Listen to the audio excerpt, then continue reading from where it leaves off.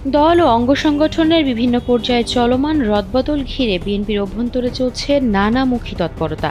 বিগত আন্দোলনে প্রত্যাশিত ভূমিকা না রাখায় এরই মধ্যে গুরুত্বপূর্ণ পদ হারিয়েছেন বেশ কয়েকজন নেতা।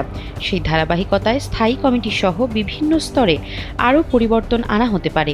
এ নিয়ে আতঙ্কে রয়েছেন বয়োজ্যেষ্ঠ ও আলোচিত অনেক নেতা। নিজ নিজ পদ ও দলে সম্মানজনক অবস্থান ধরে রাখতে তাদের অনেকেই নানামুখী তৎপরতা চালাচ্ছেন বলে সংশ্লিষ্ট সূত্রে জানা গেছে।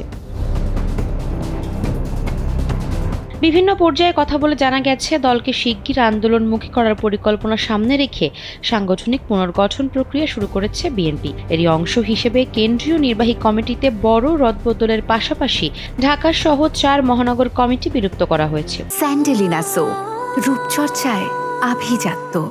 সেই সঙ্গে ভেঙে দেওয়া হয়েছে যুবদলের কেন্দ্রীয় এবং ছাত্রদলের ঢাকা মহানগরের 4 কমিটি।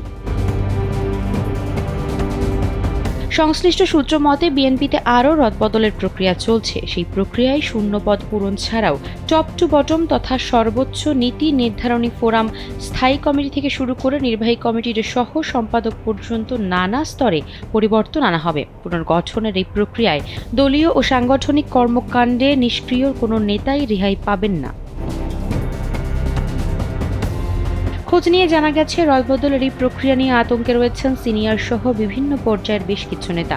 এরই মধ্যে তারা পদ রক্ষার জন্য দৌড়ঝাঁপ শুরু করেছেন। কেউ কেউ দলের চেয়ারপারসন খালেদা জিয়ার আনুকূল্য পাওয়ার চেষ্টা করছেন, আবার ভারপ্রাপ্ত চেয়ারপারসন তারেক রহমানের সুদৃষ্টি পাওয়ার চেষ্টা করছেন অনেক নেতা। দ্বাদশ সংসদ নির্বাচনের আগে এক দফা দাবিতে 1 বছরের বেশি আন্দোলন করে বিএনপি। তবে যুবদল, স্বেচ্ছাসেবক দল, ছাত্রদল এবং ঢাকা মহানগর উত্তর ও দক্ষিণ বিএনপি সহ গুরুত্বপূর্ণ অঙ্গ সংগঠনগুলো রাজপথে কার্যকর ও প্রত্যাশিত ভূমিকা না রাখায় সরকার বিরোধী সেই আন্দোলনে চূড়ান্ত সাফল্য আসেনি বলে মনে করে দলটি। এই মূল্যায়নের ভিত্তিতে আগামী দিনের আন্দোলন সামনে রেখে ঘুরে দাঁড়াতে সাংগঠনিক অ্যাকশনে নামে বিএনপির হাইকমান্ড। বিএনপি সূত্রে জানা গেছে, চলতি সপ্তাহে বিলুপ্ত সব ইউনিটের আংশিক কমিটি ঘোষণা হতে পারে। এসব কমিটিতে শীর্ষ পদ পেতে শেষ মুহূর্তের লবিং তদবিরে ব্যস্ত রয়েছেন পদপ্রত্যাশীরা। একই সঙ্গে ঢাকা মহানগর বিএনপি এবং যুবদলের কেন্দ্রীয় কমিটি সহ বিভিন্ন পর্যায়ে পছন্দের ব্যক্তিদের জায়গা নিশ্চিত করতে তৎপরতা চালাচ্ছেন স্থায়ী কমিটির সদস্য সহ জ্যেষ্ঠ নেতারা। দলের হাইকমান্ডকে নানাভাবে বোঝানোর চেষ্টা করছেন তারা। তবে দীর্ঘদিন ধরে বয়স্করা মহানগরের নেতৃত্ব দিলেও এবার তরুণদের উপর আস্থা রাখতে চায় বিএনপি হাইকমান্ড।